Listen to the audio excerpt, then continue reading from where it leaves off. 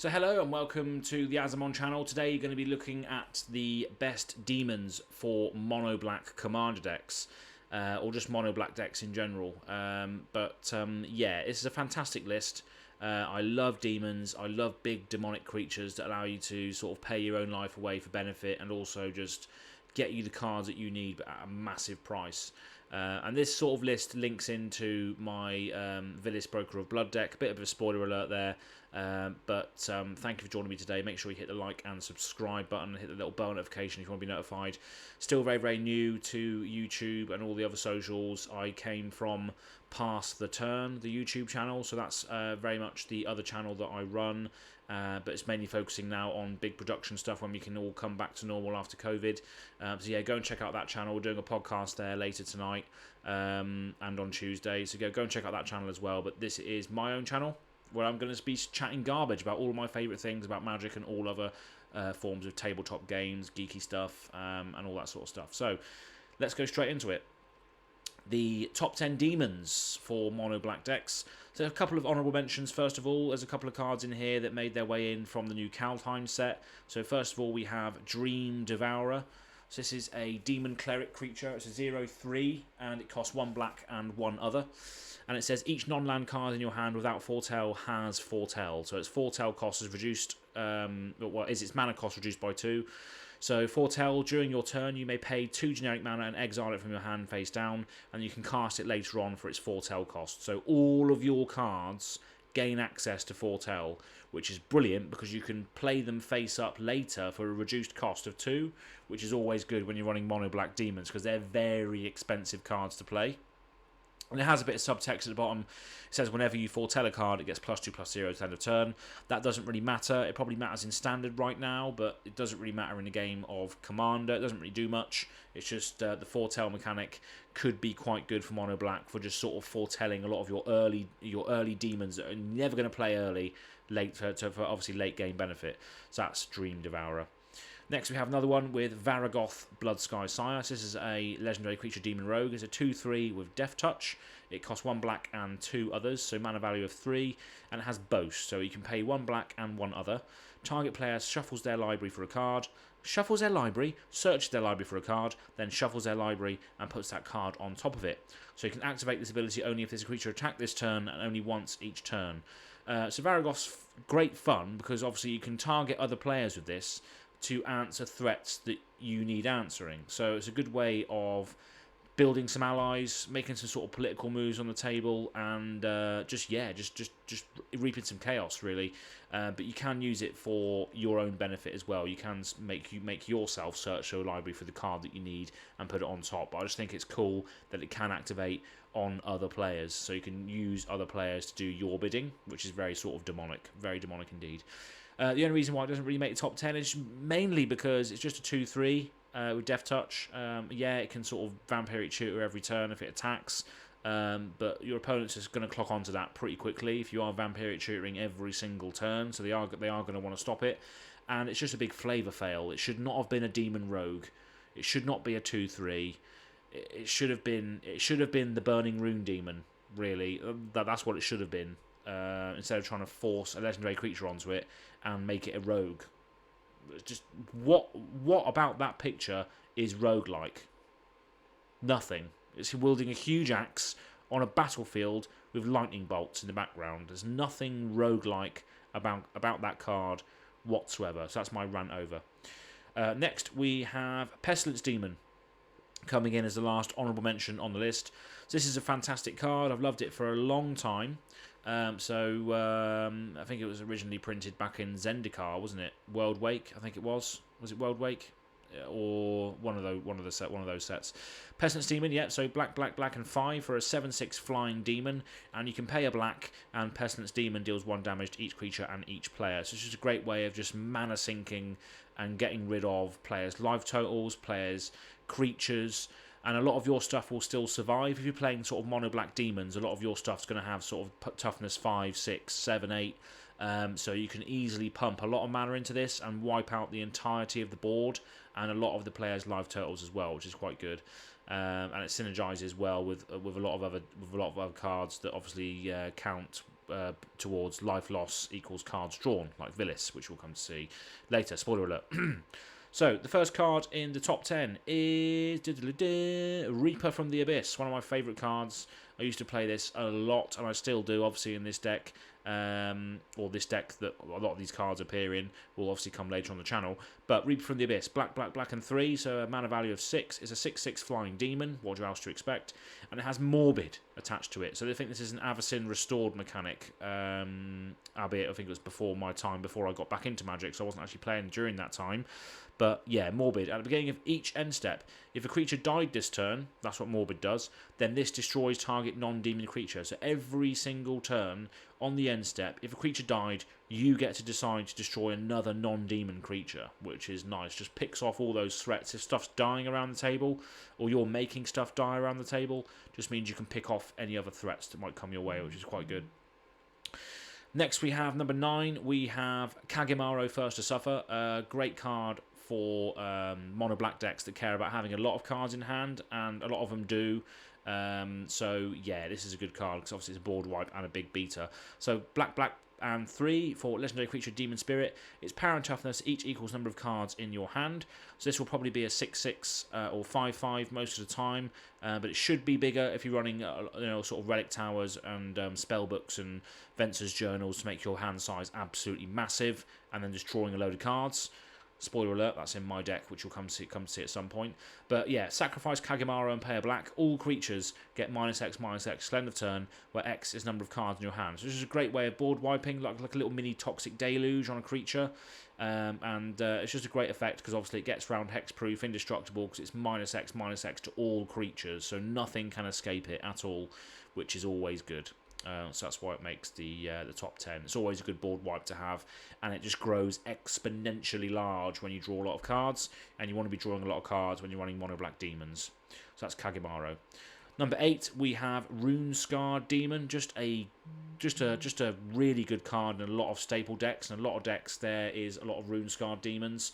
Whether that's ETB effects, whether that's flicker effects, whether that's tricking it out with Kali of the Vast. So many cards and so many decks, are utilising this card because it's a body that can be abused for a tutor, and it's a 6/6 flyer as well, so it's relevant in games of Commander. So black and 5 for a 6/6 flying demon. When it enters, search library for a card and put it into your hand, then shuffle your library. So definitely worthy of a top 10. Next we have Archfiend of Despair coming in at number 6, I believe. So Archfiend of Despair, black and 6 for a flying 6/6, and it says your opponents can't gain life. Sorry, can't gain life. And then at the beginning of each end step, each opponent loses life equal to a life that player lost his turn. So that is absolutely ridiculous. Just means that players can't really attack each other because they're all going to lose life at the same time, and it's just an absolute nonsense to deal with. And yeah, I've killed many players of this. After them losing life, they lose that life again at the end of the turn. So it's just a very nasty card, and shuts down life gain. Next we have Doom Whisperer, so a fantastic draw engine, fantastic card advantage engine from Ravnica block. Black and 3 for a Nightmare Demon, 6/6 flying trample. So what a rate that is, 6/6 flying trample for 5 mana, brilliant rate. I'm not even sure if you get that sort of rate these days. That's pretty good. And pay 2 life, Surveil 2. So look at the top 2 cards of your library, then put a number of them into your graveyard and the rest on top of your library in any order. So it just allows you to dig for the answers that you need at that time, in sort of trading your life away to do so. But that can be a very good thing, as we'll come to discover later. So yeah, great card advantage engine, just rips through your deck to find what you need. Next we have Blood Gift Demon coming in at number 5, I believe this is number 5. Blood Gift Demon, black and 3 for a 5/4 flyer. At the beginning of your upkeep, target player draws a card and loses 1 life. So I'm always happy to see this because it just means I've got basically a Phyrexian Arena on a body. But what I can also do is I can give someone else a card and make them lose life. So it just encourages people to allow the demon to stick around, because you could be like, don't kill the demon, I'll let you draw a card and lose a life, and then you could just go back on the deal. You could say, nah, I'm going to draw a card and lose a life instead. So you can annoy some people with this. It tends to stick around because it's not really doing much, but it's just getting you loads of cards, and I absolutely love it. So Bloodgift Demon, one of my favourites. Always happy to see that come up when I get it. So I think that was number 5, wasn't it? So we are at number 6, number 7, number 8, number 9, and number 10. Yes, so we're on Bloodgift Demon. Bloodgift Demon number 5. So number 4 is Demon Lord Belzenlock. So this used to be an old deck of mine. Back in the early days when I was running mono black demons, this was the commander because it just literally just drew your entire deck most of the time. And there are combo-y interactions with this where you just don't have any sort of non-land cards in there that don't cost 4 or more. So Demon Lord Belzenlock, legendary creature, Elder Demon, 6/6 flying trample for black and 4, so mana value of 6.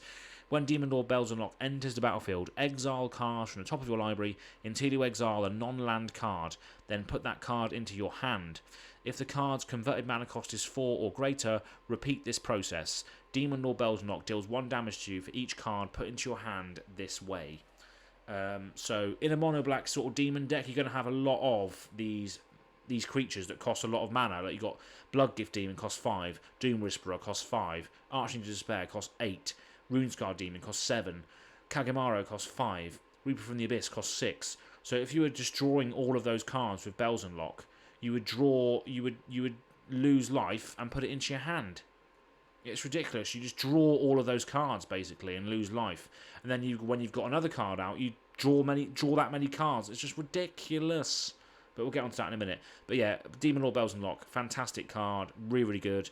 Can always draw you a load of gas for your deck, especially when you're running mono black demons. So it's always good fun.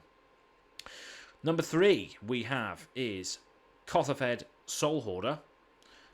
This is mainly up there because it's just one of my favourite cards ever. I did build a commander deck with this, and I probably will again at some point just because I love it so much. Yeah, it's just great fun. So black and 4 for a legendary creature demon, 6/6 flyer obviously. Whenever a permanent owned by another player is put into a graveyard from the battlefield, you draw a card and you lose 1 life. So brilliant with regards to if you're dealing loads of death around the table, or if there is just, cracklands going into bin, evolving wilds going into the bin, you draw a card, lose a life. Any permanent that goes into the graveyard owned by another player, you get a card and lose a life. So board wipes are great with this thing because you can just cash in on loads of cards. Death Cloud is ridiculous with this card. I mean, there's loads of good interactions with Cotherfed, but I've never ever got it really to work. So maybe there'll be a list at some point in the future of commanders I never got to really work, and this is going to be one of them. So stay tuned for that list. I'll make a note of that. Number 2 we have is Seizan, Perverter of Truth. This is just a ridiculous card. It's just absolutely ridiculous. Absolutely love it. So it's 5-drop, black and 3 for a legendary creature demon spirit. It's a 6/5, so a good rate there for the mana that you pay. And at the beginning of each player's upkeep, that player loses 2 life and draws 2 cards. So at the beginning of each player's upkeep, they lose 2 life and draw 2 cards, then they draw a card for turn. So if this is out, you're drawing 3 cards each turn, albeit each player is drawing 3 cards each turn, but you can utilise this more than anybody else. And Seizan will come out and it will trigger on their turns first, so they get the advantage before you do. But every turn after that, people are happy to leave Seizan there and fuel your strategy. Albeit you fuel their strategy as well, but chaos is its own reward, right?